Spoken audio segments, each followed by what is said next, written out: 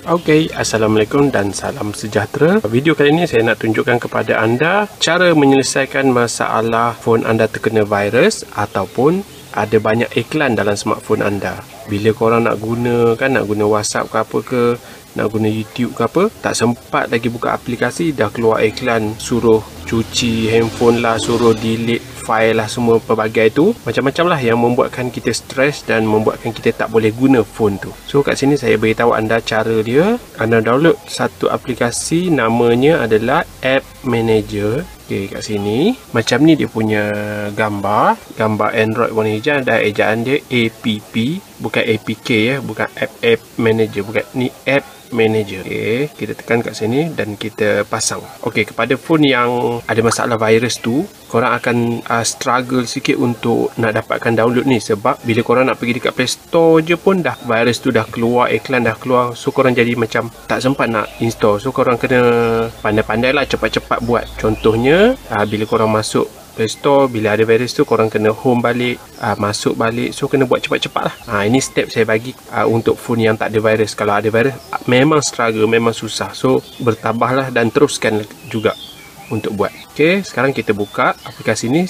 Mula-mula kita kena approve dulu kat sini, tanda kita setujulah nak guna aplikasi ni. So dia ada 2 kali untuk akses dia. Lepas tu 1 kali lagi di sini. Kalau dia minta apa-apa akses tu, tekan OK je lah semua. Lepas tu dia akan keluar macam ni. So kita tengoklah dekat sini ya.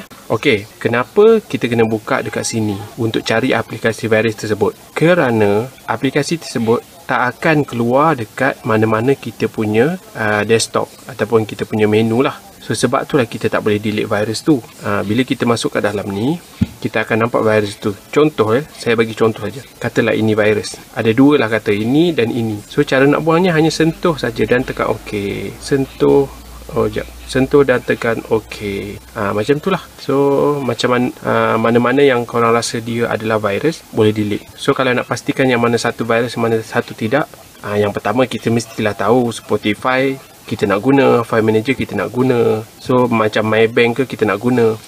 Yang tu sudah tentulah bukan virus. So kalau korang tengok aplikasi tu tak ada dalam korang punya desktop ataupun menu, tapi dalam ni ada, itu memang confirm virus lah. So delete dia macam tadilah saya cakap, tekan ini dan tekan OK, dia dah hilang virus. Lepas tu korang tunggulah. Kalau smartphone anda dah tak ada iklan tu, maknanya phone anda dah menjadi stabil semula.